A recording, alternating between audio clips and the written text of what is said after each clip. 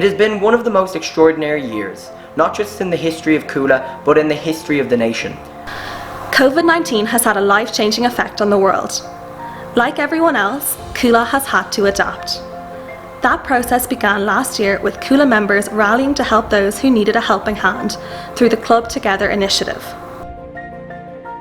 Thankfully, we eventually got back on the pitches, and once again, we had a year of fantastic success with women's and men's championship victories. And a remarkable 4 All-Stars coming to Cuala. And tonight, we celebrate those successes. Welcome to the Cuala Awards Night. My name is Ruairi Sheanon. And my name is Hannah Nash, and tonight will be your compares for the evening. And our first award of the evening is Young Footballer of the Year. And the winner is Diarmuid O'Fly. Diarmuid, you've won Young Footballer of the Year 2020. That's a big achievement for yourself.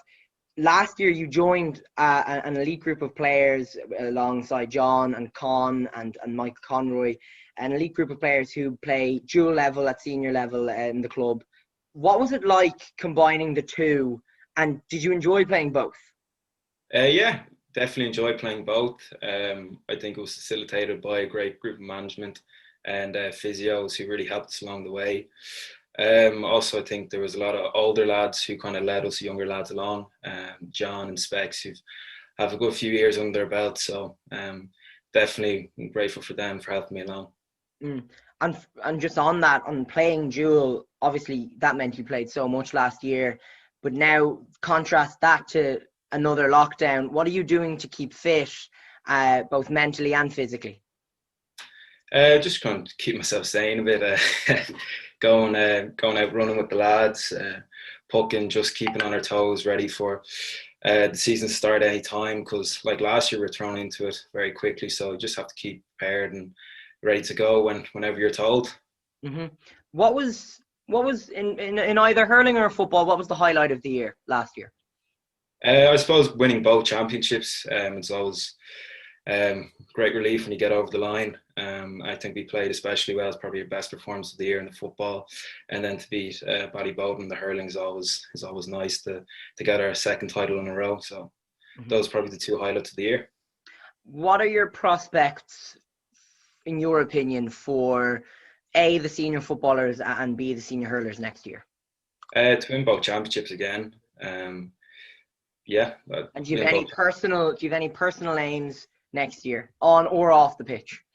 Not really personal. I suppose it's not an individual sport. You're part of a team, so to win both championships is the main goal. And however, it will be tough to do both, but I think we definitely have the players to do it again. So just by putting the work in. Mm-hmm. Congratulations again, Diarmuid. Thanks, Rory. And the next award is Footballer of the Year, and the winner is Philip Green.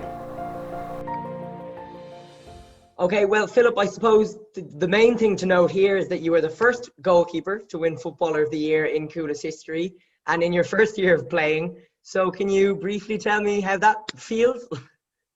Yeah, look at it. Geez, it came as a surprise, first of all, Rory. But look at it. It's quite humbling. But yeah, delighted with it. It was a strange year. It was a very strange year. The whole pandemic situation.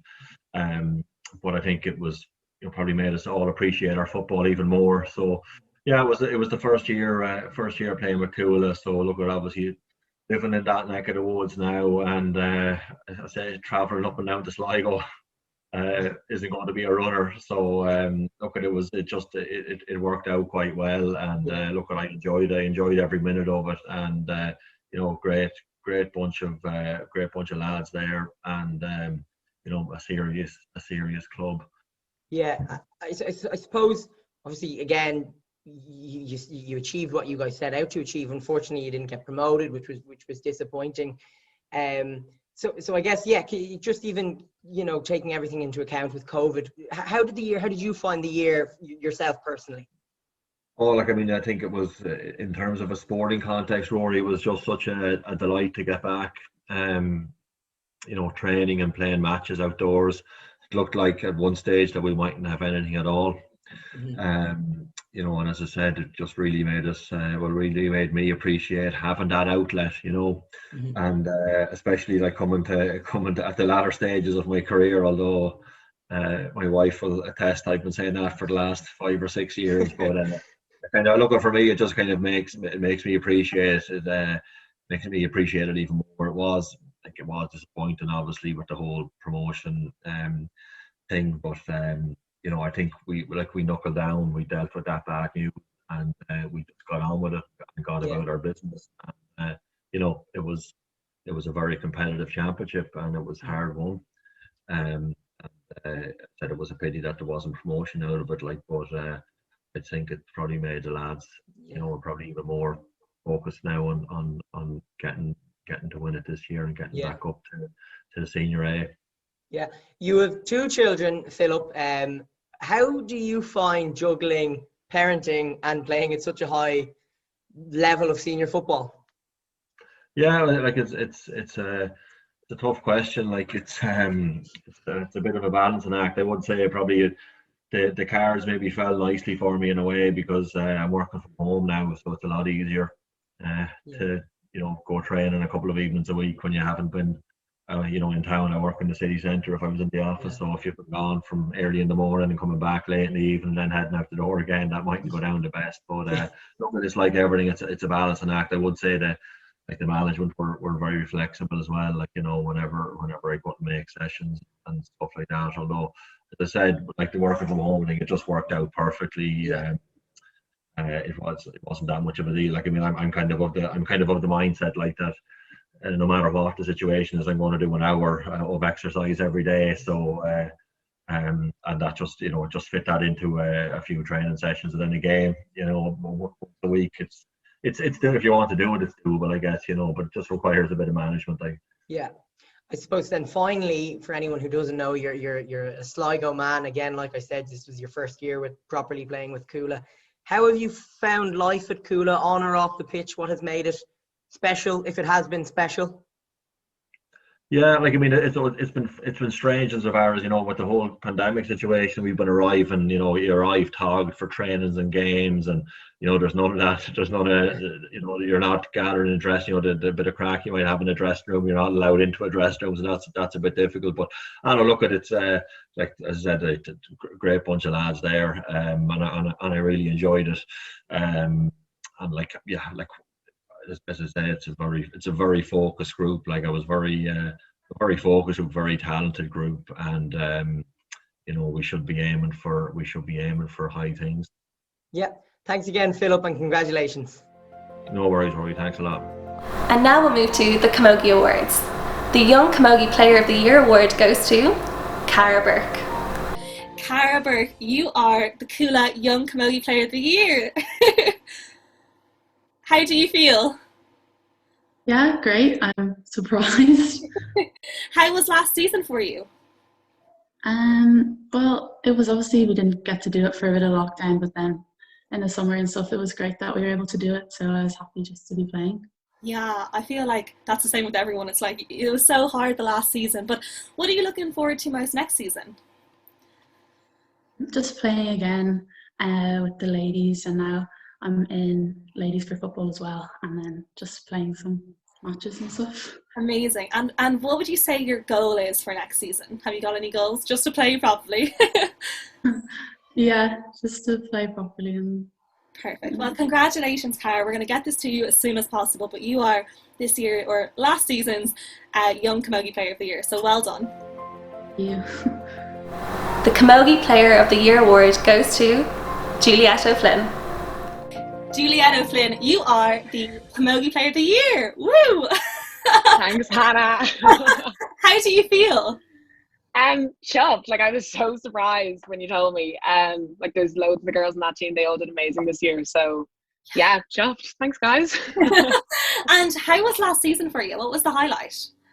Highlight. Okay, well, actually, I don't know if I can even say this, but we were in this semi-final, and this was, I suppose, when people weren't supposed to be coming to our matches.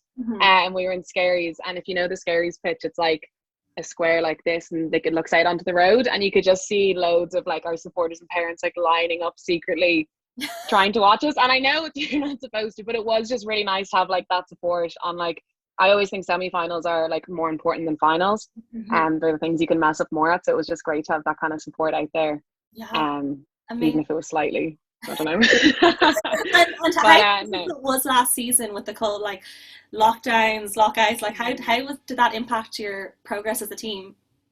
Yeah, like it was difficult obviously at first, like not being able to see the girls like all summer and not training. But then I think when we all came back, people were like dying to actually play. So I think that like drove a lot of it on. Like this was our second year at Senior 2 Camogie, and to get to the final I think is really, really good. Obviously we didn't win, but like I think next year, hopefully if we get to go ahead, we have a huge chance. So fingers crossed.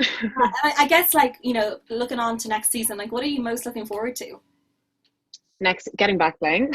Like I'm so sick of wall ball. Like yeah, just getting back to it and like seeing everyone and just being able to play matches again. Like obviously it'd be great to get back training, but there's only so long you want to be training for without playing matches. So fingers crossed it all goes ahead this summer, because something to do. That's literally what everyone has been saying. And I guess what is your biggest goal for next season? Is it to win, or is it just to get back, or what is it? Was it a personal? 100%. Like I think win. Like if we got this far this year, like Plunkets were in that championship I think 5 years in a row in the final, and they're out of it now. So I think we have like a really, really good chance. Obviously like competing is great, but I think the team, like especially this year, everyone said it, we really just wanted to win, and I'd never like even seen that before. Like training was just taken way more seriously. Like we still had crack, but like you're there to win at the end of the day, I suppose. And I guess, you know, you are the Camogie Player of the Year, which is such a huge achievement. Like what would you say to any younger girls looking up to you? Like what advice would you give them? Keep playing. Girls are really, I think I'm quite passionate about like girls continuing on sport. I played in college and I had great crack there, but just to keep playing, it's a great way to keep friends, stay fit. And I think it's just really important for like even your head. Like I think through this pandemic, even just thought of like, oh, I can just go play a bit of wall ball, get a bit of like, I don't know, frustration out of you. I think it's really, really important just to, no, but it is like just to keep playing. Like it's so good for your head and mental health and things like that. So just keep it up and you'll have like you'll make really good friends and stay fit at the same time. Amazing. Well, it's such a huge achievement, and you've achieved so much as a team last season, and I have all my fingers crossed to get over the line this season, but I can't wait to support. And yeah, massive congratulations, Julia. It's just amazing. You're an absolute star. Yeah, thanks a lot, Hannah. Thanks a lot for doing this. Fair play to you. This year we had the untimely loss of Joanne Wild, a key member of the Cuala family. Here is a tribute video from her friends and the Cuala community. How are you? Yeah, we were just talking about Joanne Wild and Jessica, what a lovely person she was. She was just so welcoming, and we had herself and Finton. I mean, you couldn't have got a better match. Do you know, for the two of them? They were just, she was always so welcoming, so inclusive. And she's a lovely presence on the sideline of the pitch, very special, and always positive to everybody. Yeah, I agree. I love Joanne on the sideline. Been with her a long time, since the boys, because Justin and Kevin played together. Yeah, they were just and then Kieran now and Sinead. Yeah, no, I loved her on the sideline. We always had good fun, good banter. Joanne was always so positive. She was so joyful. Joanne was a role model for everyone. Supportive and generous. Bhí Joanne Cothram le GAA now. Joanne was very helpful to everybody. She was like a mammy to us all. She made us feel that sport for girls was important. From when I started, Joanne was always really encouraging to me. I always felt she was on our side. Joanne cared about everyone she met. Bhí Amig Joanne de GAA Nimmer. When I first joined Cuala, Joanne was so welcoming and introduced me to all of the girls. She was always so loving and supportive. She gave us all confidence. Joanne was our greatest supporter. After every match, Joanne always told everyone they had played brilliantly. Bhí Graki Junior Fod. Joanne found the good in everything we did. You could always count on Joanne cheering you on when you lose.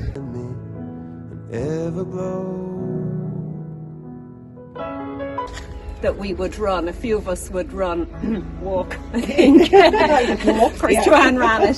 So we did it 2016, 17 and 18, didn't we? Yeah. And myself and Joanne and most people here and more, we just all decided we'd do it, and we'd. Yeah. She was doing 2 charities. She was. I think was I right in saying 2 charities? Yeah. Oh, she disappeared. Yeah. So but you know, she was great to chat to because no matter how busy she was, you'd spill your you'd guts to her. still have a great long chat with her. You know, she wouldn't have known she was busy. No, you didn't know never. She would never like all the she time had something else to go to. Yeah. What you're saying, she didn't always ask about you. Never herself. She'd always say, "How are the kids? How's everything? How are you getting on?" Like she was always, interested, and she'd listen. I managed the minors match out in Shanghai, and I went over to her and she was kind of like, "Oh my God!" She was always very open with her, with her whole personality. Just really cared about other people. And she's such a wonderful kind of outgoing personality, and she's always smiling. She was always encouraging people to do things, like even the running. I hadn't done it before I came to Scullerton and in the mini marathon, and Joanne was one of the voices that would say, "No problem, we'll do it." Like, it was no problem to her at all. She would say, she had this really nice vibe or energy about her. She was instrumental in getting the All-Stars off the ground and getting me involved in this Oscars, which was brilliant.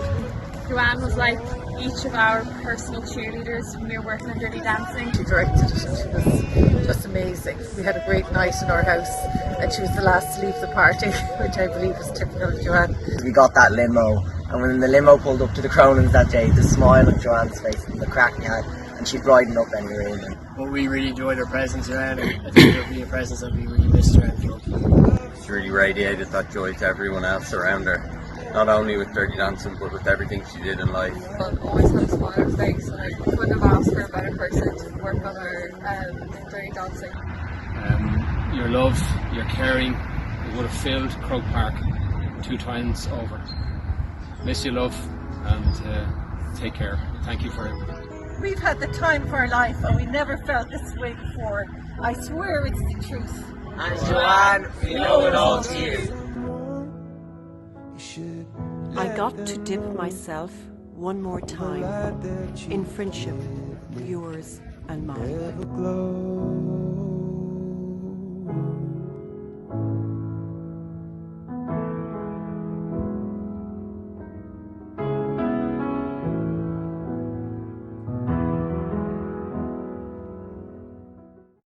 We now move on to the Hurling Awards. Young Hurler of the Year is Liam Murphy. Liam, congratulations, you're Young Hurler of the Year. You broke into the senior hurlers this year, and obviously you've played, a significant amount of time with Dublin at various levels. But how did you enjoy, or were you nervous at all playing alongside the likes of David, Con, Cian and Mark? It was definitely like new experience, I suppose, having watched them the last couple of years. But it was really enjoyable. Obviously you kind of saw them winning the All-Irelands, and obviously all the lads our age would have really looked forward to joining them last year too. So that was definitely enjoyable this year anyway, to kind of be in and amongst the team. You come from a really, really strong hurling background from Crumlin. Your uncles Dennis John and then your dad Donal all played for Dublin. How much have they influenced you over the years?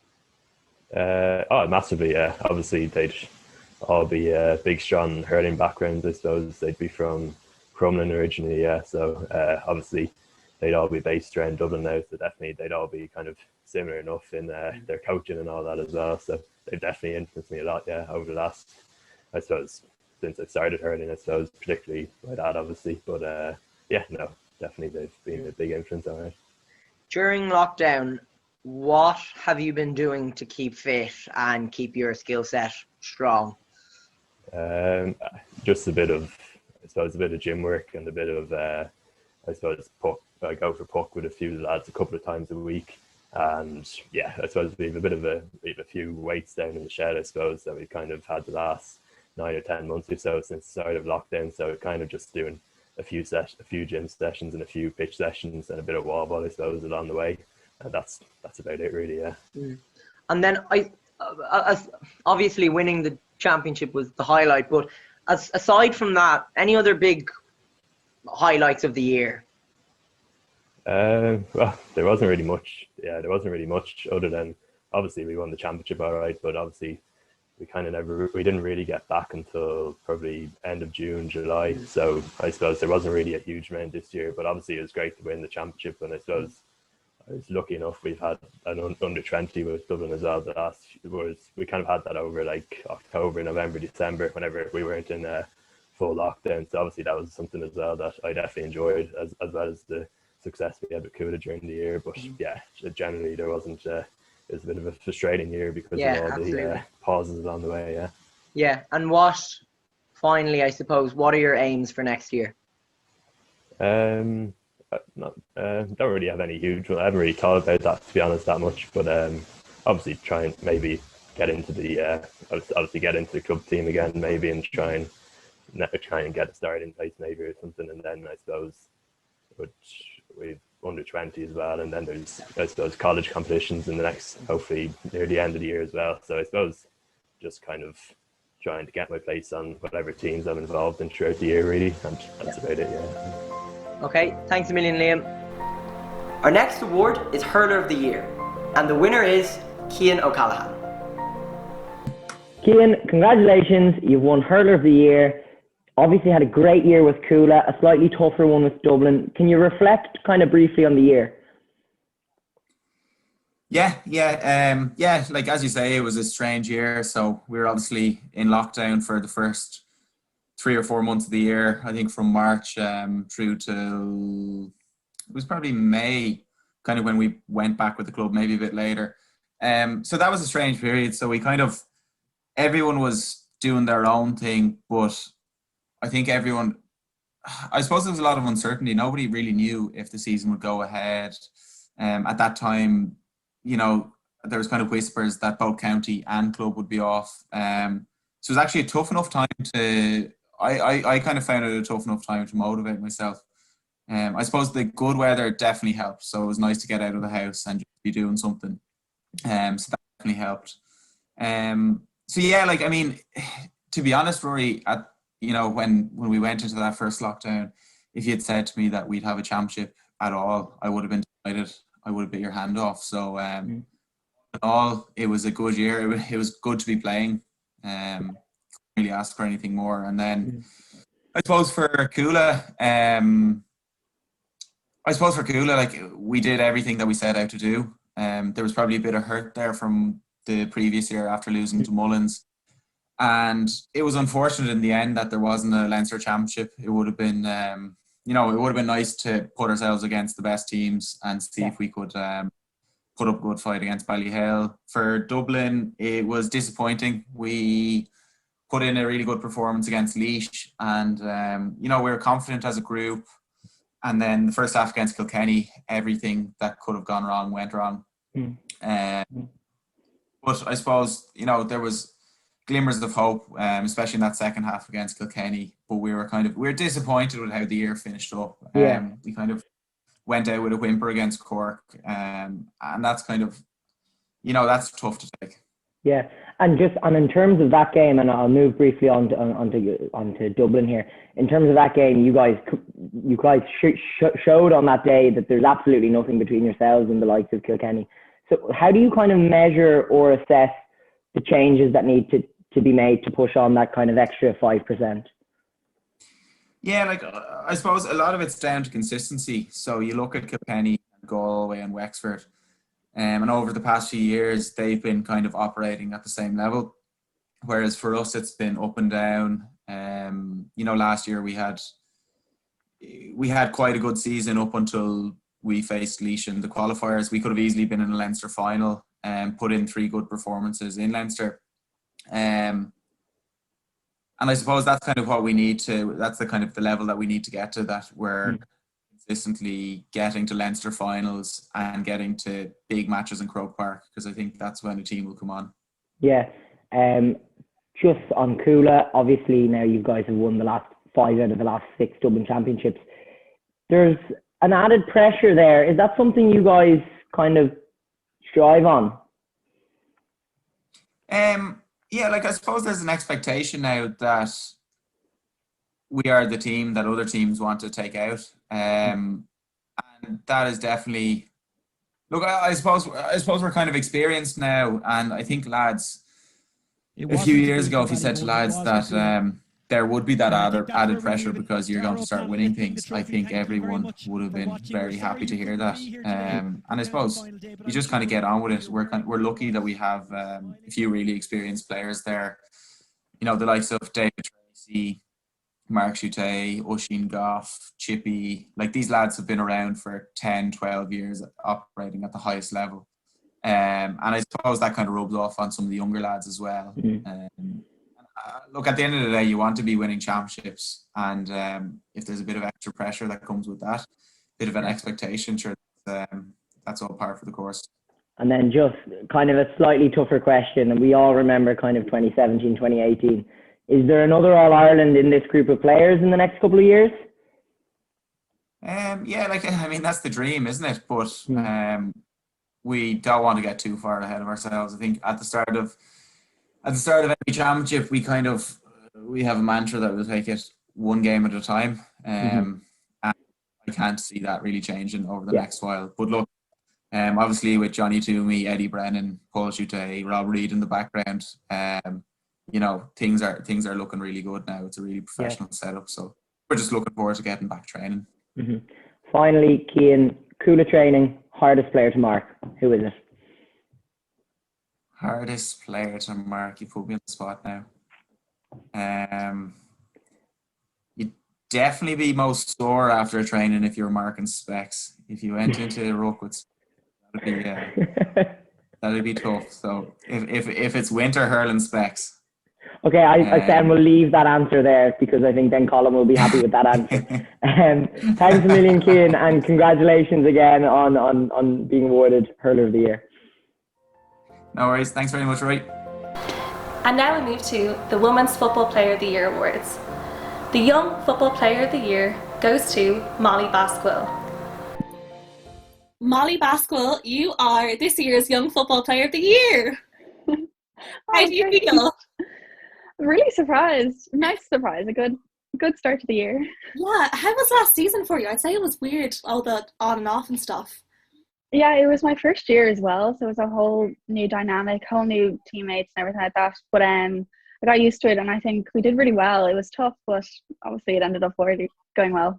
Amazing. And what are you looking forward to most of next season? Probably just to get back playing, but literally, I can't wait to just go back to training, like having the routine and everything of it, and then the matches on the weekends.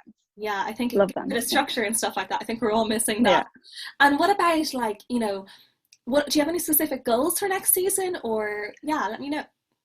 I chose do as well as I did this year. Hopefully, get a bit better at my confidence levels on the pitch. And hopefully score a little bit more. I don't know. Those are very good goals to have. And what kind of advice would you give to any young football players coming up? Probably put yourself out there. Don't hold back. I remember at the beginning of the year I was like, oh, maybe I should take a step back, let the older girls lead. But then I was like, Molly, you're going to be here for the rest of your life, or for the rest of your whatever. Like, get out there. Make sure that you're not on the sidelines. This is so well deserved, and I will get this to you as soon as possible, but you are this year's Young Football Player of the Year, so be so proud of yourself, and congratulations. Thank you. The Football Player of the Year award goes to Martha Byrne. Martha Byrne, you are this year's Women's Football Player of the Year. Congratulations. Thanks very much. You also actually have a special recognition award for winning an All-Star as well as an All-Ireland. So you've had a really busy year. Yeah, that's great. Thanks, Megan. How was last season for you? Yeah, it was good. Like, I think what we were all just really pleased with was to get back out onto the pitch, to be honest. I think a lot of us thought that we wouldn't really get there. And then to have the season that we had with Cuala was just brilliant, because I suppose we'd been kind of knocking on the door of senior championship for so long, so to finally get over the line is fantastic. And especially given, I don't know, probably 10 years ago we were playing Division 4 or 5 and now we're finding Division 1. It's such an achievement for the club, and I'm pretty sure it's the first time that a senior women's team has been in Division 1 in Cuala, so it's such a fantastic achievement, so we're delighted.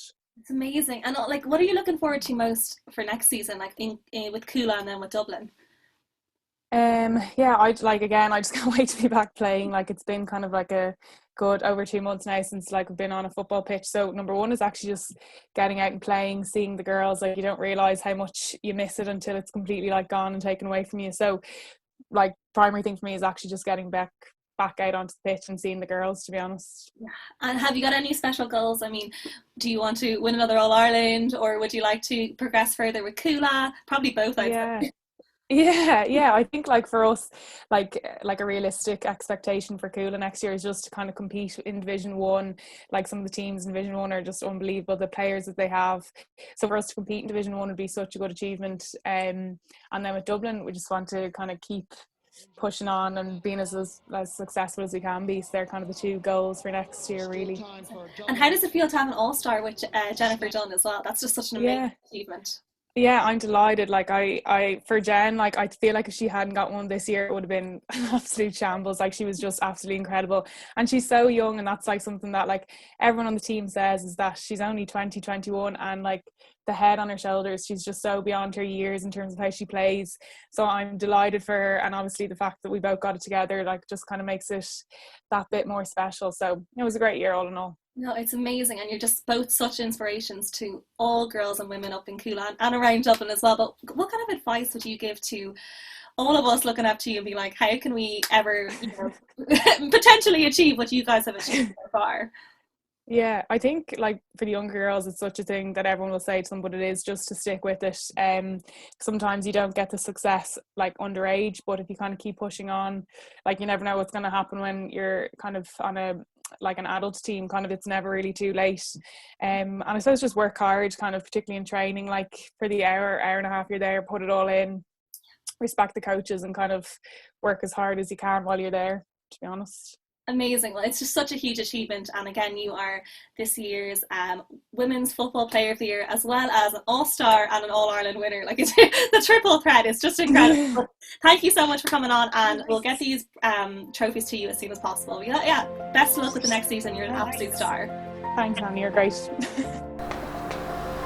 It was an incredible year for women's football in Cuala, with 2 All-Ireland winners as well as 2 All-Stars. Now we'll chat to Jennifer Dunn, an All-Ireland winner and All-Star with Dublin. Jennifer Dunn, how are we? Good, very good. Thanks for having me on.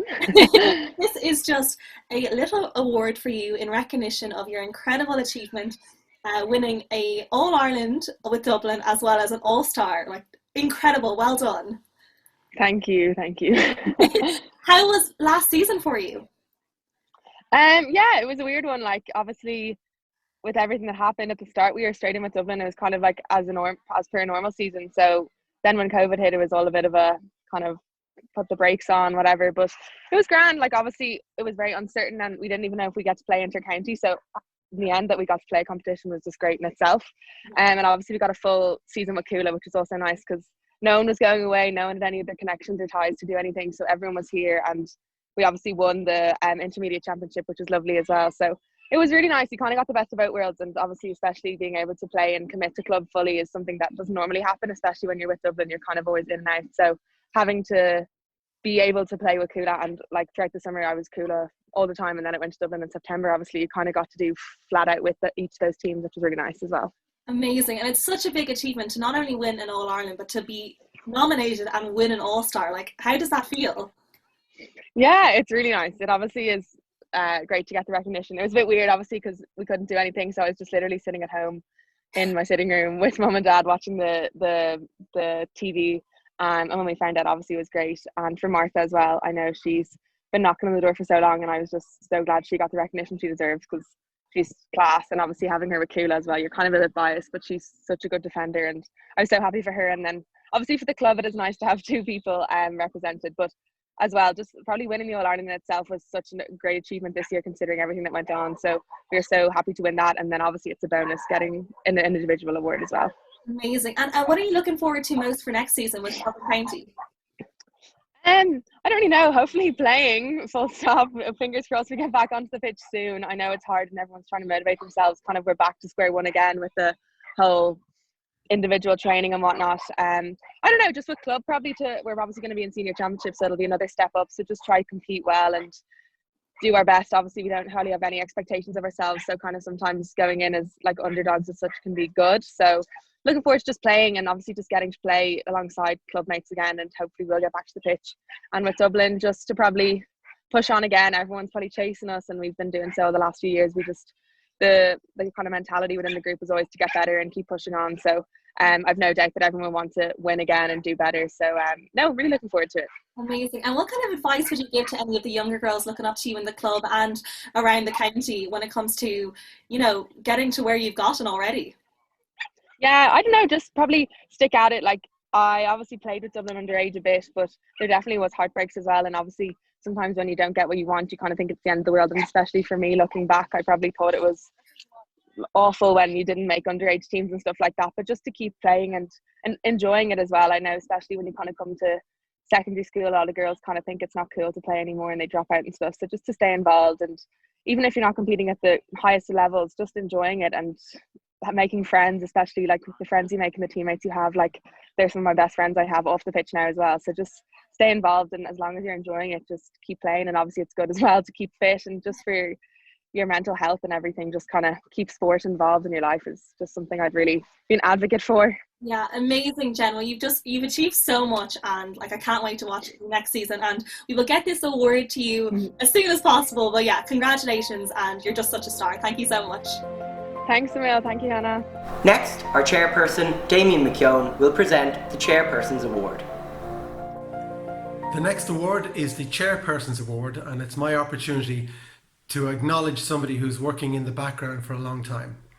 Tonight's award winner has been the webmaster for many years, has been registrar for the club and protected all our GDPR and all our information, and has been, of late, has been the person who's collating photographs, articles, and the history of Cuala GAA. The name is Michael Goodwin. Not many of you will know him, but those of you who do know him will know how much work and effort he puts in the background and has been there for many years. So let me introduce how I actually caught Michael out on the night. So the Chairperson's Award for 2020 is Mr. Michael Goodwin. And this is coming at you a little bit side field, Michael. I'd like tonight to present you with the Cuala 2020 Chairperson's Award. So we kind of got you here on false pretenses, but we didn't need to talk about the Constitution. You've been punked. But so I will deliver this to you, Michael. But you've been in the club a long time. I'm not going to say how long you've been in the club, but for me, you've always been what I would call a real behind the scenes person. But when I started off initially on Kishta, and in particular when I came on board as the chair, you are very much there for me as a mentor. I don't think there was ever a time when I couldn't pick up the phone and you would steer me in the right direction. And in particular, in relation to the AGM, and my first AGM, and I was didn't really know where I was going, and you were brilliant in leading me down that line. You've always been fantastic with registration. We know your penschant for data and protecting data, but I know that Leo in particular has been saying how fantastic you were to him when it came to members and the names of members and who they were, and the fact that the name is in Irish and then it's in English. So you've led him hugely in that whole area of registration. And I think, as Dave would agree with me here tonight, you have an unsurpassed knowledge of the Constitution, and you've always kept the club. The one you're about to throw in the bin. Sorry about that. But your knowledge of the Constitution, your knowledge of the Constitution has brought the club, has brought us from being a small club to one of the largest in Dublin, and with the growth, you need to have the structures in place, and you've been like a policeman to that. Many an AGM you've thrown a little side one at us, but always for the right reasons. And I would have to say that you're probably a protector of GDPR before GDPR was known. I don't think you would ever give information out, and you were always very careful with that information. And then separately, then as well as that, then you've been fantastic in recording Cuala through the years, both in putting up, collating photographs and putting them up on the website, both the old website and the new website, and not to mention the work you ongoingly do on the website itself. But as well as that, you really are the Cuala historian. You've been collating and are putting up on the website fantastic items and pieces of information that younger kids and indeed younger members of the club wouldn't know about. So I thank you hugely for all of that, and that really is why I think you are a well-deserved winner of the Chairperson's Award. Well, listen, I'm really am very touched, Damien, and you really did surprise me on that one. I never saw that one coming at all.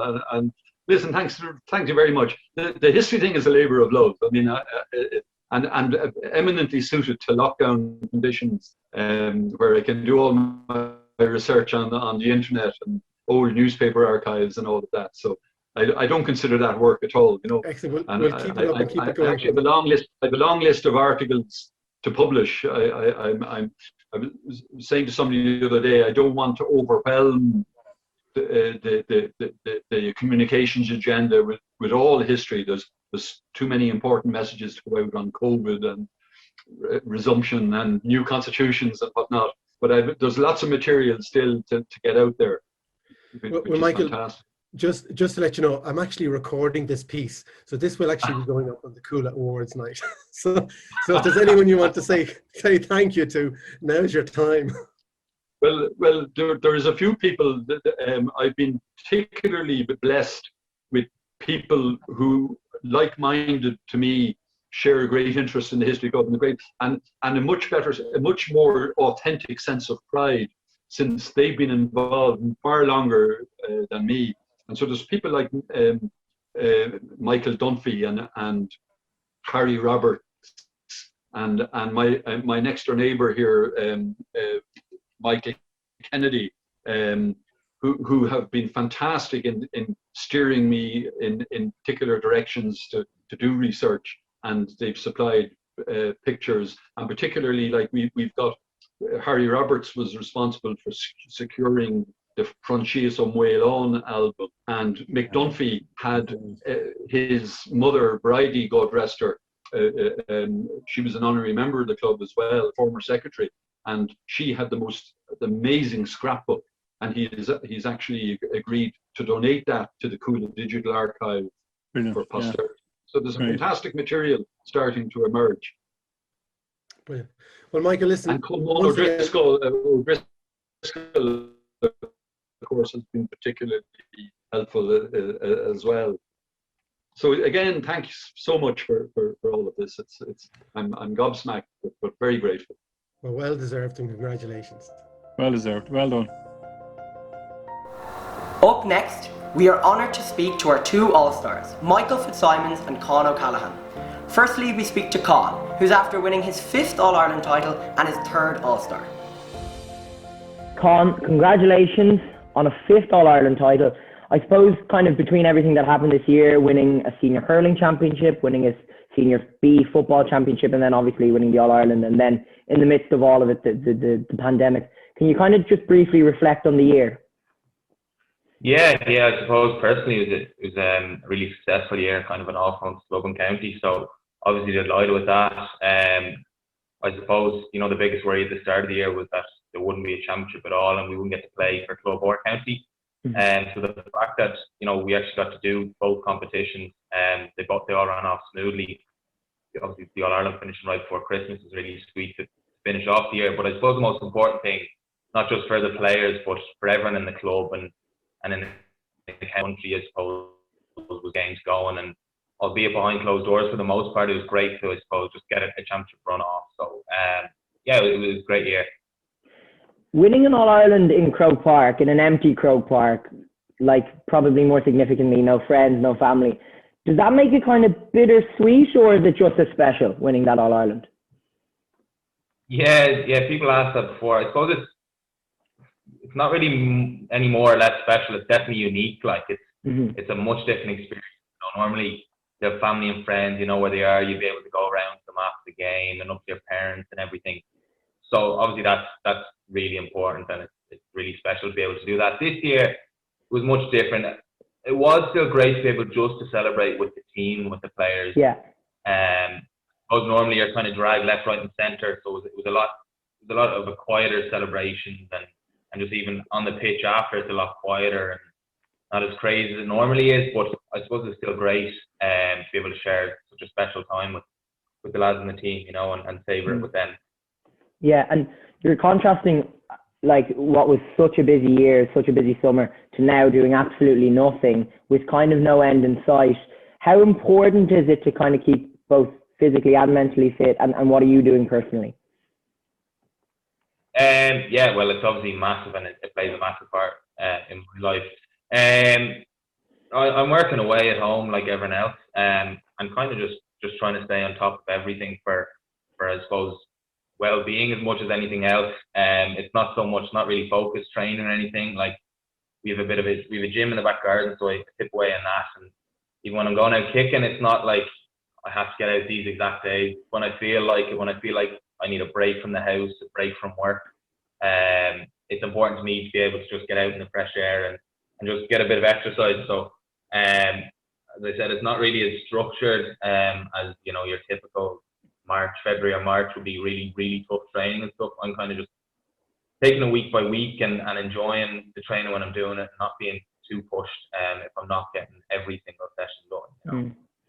I asked Michael the same question. Obviously, you've achieved just an enormous amount with Dublin. But you've also achieved an extraordinary amount with Cuala. What is it about Cuala, on or off the pitch, that kind of makes that a bit more special, or what makes you proud or the happiest when it comes to Cuala? Yeah, well, I suppose it's an obvious one, but it's the club and the family. It's the people that you grew up with. And springs to mind immediately is Johnny Toomey and Ty Murphy were my coaches from 12, and you know they were there in Croke Park and in Port when we won. Ty was obviously part of it. Johnny is now taken over as the manager. So like even things like that, being able to play with all my best friends that I grew up with, and even being able to play with my brothers and cousins, is obviously something that I really cherish. The fact that we've been successful in Gaelic and hurling the last few years has been an added bonus, I suppose. But no, it's something that I really love, is being able to play with the people that I played with from a young age in my age group, and with family and friends. So that's kind of stands out to me. The tougher questions now. Who is, in either football or hurling, in club training, the toughest player to mark, Con?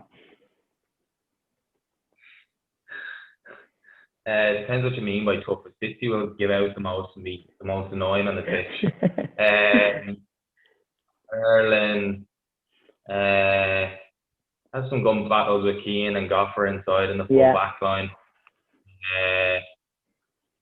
Football, I actually couldn't give it I'll give it to Dale Tracy. Dylan Tracy, okay, I think you'll be happy with that answer. Finally, Con, are the rumours about your brother Niall potentially joining the Westmeath senior football panel true? Can you shed some light on that? Yes, I think so. Mosh has been pushing that for the last while. His cousin's down there, so could be true. We'll see you in the new year. Con, congratulations on another outrageously successful year. Thank you very much. Thanks, Rube. Now we speak to Michael Fitzsimons, who has won a staggering 8th All-Ireland title this year. Michael, you've now won 8 All-Irelands, and to be honest, looking from the outside in, you're only getting stronger, yourself and the team, last 3-4 years especially. What is it that keeps you going? Like, whilst also, you know, juggling a medical career, what is it that, you know, motivates you? Yeah, it's kind of hard to tell. It's nearly a bit of routine at this stage, but the main thing from it is that there's great camaraderie and great friendship within the team. So getting to play Gaelic football, I'm fortunate enough to meet most of my friends are either from Cuala or from Dublin. So I've been very fortunate in that regard, especially this Dublin team. There's great characters on it, and each year bringing through new players that you get to meet and get to know and learn from as well. So that's one of the aspects of it. And then just having a chance to compete against players at a top level and win All Ireland, stuff you sort of dream of. So I don't forget that each year that I go out and play. So yeah. What's happening lately, especially across other sports, you look at Dan Carter, Tom Brady, Johnny Sexton, players are kind of playing longer. Is there any explanation for this? What do you think about that? And then for yourself personally, it's a tough question, but how do you look at the future? You know, is that something you can or want to do? And how long do you envisage yourself continuing on for at such a high standard? Yeah, I'm not sure why. They're obviously unique personalities that are quite driven, and they play specific positions. Well, especially Tom Brady, he's a bit protected. Johnny Sexton not so much, but I don't know. I don't see myself playing forever. I'll play as long as I enjoy it, and I'll make a decision at the end of each year. And I think a lot of the lads are like that. As in, we've had lads step away like Paul Mannion and Jack McCaffrey, Rory O'Carroll as well. When other stuff goes on in your life, and it doesn't fit in, like, at the end of the day, it's just a hobby. So I'd have no qualms stepping away at any stage. I'm going to do so. You've done so much at inter-county level, but you've also contributed, obviously, an enormous amount to club. What is it about club life, on or off the pitch, that makes you so proud of Cuala? Or what makes you the happiest when it comes to Cuala? Well, just seeing how far it's grown is massive. Like when we started out, we were an intermediate football team. Like when I was younger playing Gaelic football, Eggy Dunn, I think, was the only person who was representing Cuala at a county level. We didn't have many on underage teams. Mick Holden obviously was someone, but I wouldn't have been fortunate to watch him. So we had no one to sort of look to. Morris obviously played as well. So I think just the change in that myself, Con, Mark Shute, and Conor Mullally, and now Patter have all represented Dublin, just shows how far we've grown from a football point of view. And with the hurling as well, the work put in has been amazing. Like the 3 All-Irelands, or 2 All-Ireland, it's just incredible. Winning an All-Ireland with no one there, and most importantly, no friends, no family, is that a bittersweet thing, or was winning an All-Ireland just as special as any other year? Yeah, it was strange, yeah. When you play a team like Mayo that you've so much rivalry built up over the years, it's always going to be enjoyable beating them. So that sort of made it sweeter, or as sweet as any. But yeah, it was very strange. Like I went into the dressing room and FaceTime my mom and dad and my brothers and sisters. I'd usually be seeing them at the side of the pitch. So yeah, it was completely different. It was novelty. I wouldn't like it to continue that way, but for once off, it was all right. Finally then, any special moments from inter-county or club over the last couple of years that stick out to you? Mainly looking back on club ones, just would be winning the intermediate championship eventually after 3 years of trying. I just remember specifically celebrating with my brother and celebrating with Luke Keelan and Scott O'Brien, just lads who you'd grown up with, playing with the whole way through, and who put so much in for the cause. That was massive. Winning the Senior B as well, and that sticks out for me. I know the first time we did it, because it was a stepping stone, obviously you lose a bit of impact once you've won it, but yeah, they're big moments for me. And then like winning 21s and minor championships were just massive, just because the coaches who brought us up have put so much work into us, and for us to be able to do it on a day was huge for them. And plenty of memories with Dublin, but probably the club ones do stick out more. Yeah. Brilliant. Thanks a million, Michael. All right, best of luck with the interviewing career. It's now time to announce our Manager of the Year award for 2020.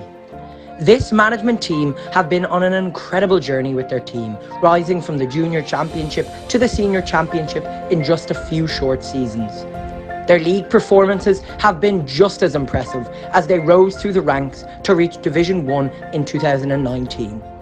The latest spectacular evening for this team took place on a warm summer's evening in Swords last year, as the Cuala women's football team overcame Castleknock in the Intermediate Championship final by 2-9 to 2-8. Our management team of the year is Derek Dunn and John McKeown of the Women's Senior Footballers. John and Derek, it is my great pleasure at this particular moment in time to make an announcement that both of you have been nominated and have won the 2020 Cuala Managers of the Year. What? So I have 2 awards here for you guys. Actually, if I turn it backwards, you might even be able to see the name correctly. Very, very nice. Very nice. I think on the back of the fantastic year you had with, in fact, I suppose I should really say on the back of the last number of fantastic years you've had with the senior women's team. But getting them over the line this year, being the Dublin Intermediate Champions, is a well-deserved accolade for the two of you to be the managers of the year for 2020. Oh, you're very good. Thank you very much. Enjoyed working with John. You know, a very wise man. You know. Well, it takes two to tango, Derek, as you well know. Huh? Thank you. And is there every good partnership always has a good cop, bad cop, and that good cop, bad cop changed depending on what stage we were playing. Like, you know, it was interchangeable. Yeah, and my vocabulary definitely improved during the period. Yeah, you got a lot of northern colloquialisms, which you'll hopefully use on a daily basis now whenever we get back out again. So it'll be good to see you. Now, Derek, while you're getting your trophy, I think there's a section of this trophy has to go to Orla. Oh, very good. There she is. Hey, hi. Hello. Thanks very much to everyone. They're a great bunch of girls to work with. Anyway, so they got what they deserved when they put in the effort, you know. As Derek says, Damien, it has been an unbelievable journey, and particularly this last 10 years, from the 97 girls right up to the ladies football team. It's been an unbelievable journey, and it's been a great journey, particularly with all the people on the call here as well. From our early days, Leanne, a great goalkeeper, would put their head where old people wouldn't put their feet. So those were great days, and with Linda and co, and then in the latter years with Derek and Orla, a great journey, and I think there'll be a lot of history and words written about that journey over the years, particularly for ladies football. Well, look, congratulations to both of you, and congratulations to the Hey, David, that's like our halftime talk, so I have to go. John, we have to get back on the pitch now. Well, look, congratulations on behalf of the whole club, and on behalf of all the women's section as well. You've been leading the way, but you've had a great group of girls behind you. So congrats. Right, and congrats to everybody on the call as well. Thanking you. Well done, John. The final award of the night is the Club Person of the Year. This award is going to go to a person who spearheaded an initiative launched in conjunction with Dún Laoghaire Rathdown. It was the Club Together initiative, whereby he organised a lot of our club members to come together and go to local people who were in need, cocooning, infirm, basically needed someone to talk to. And they did shopping, they did dog walking, they put out bins. There were over 100 people involved in this from the club, with about 1,000 trips to shops and visits. It was a fantastic initiative, and one we hope to grow in the future. To recognise all of those people, we're going to give the award to the person who spearheaded it. That man is Mr. Michael Jackson. So I would like to introduce you to Michael Jackson. So congratulations, Michael. Thanks a million. I'm blown away to receive this. I'm honoured to receive it on behalf of actually the 100+ volunteers who were involved in this project, who over the course of the lockdown delivered over 2,000 grocery shops, pharmacy runs, dog walking, and also alongside our partners DLR, the Guards and Super Value, who as a team came together and actually made this achievement possible to look after the old and vulnerable in the area. So I'm really proud to be associated with it, and I think also shows what a fantastic club we are and what we as a club can achieve when we work together. So again, thanks a million. I'm really, really honoured. Thank you all so much for being with us in such strange circumstances. We can't wait to see you on the pitches again soon.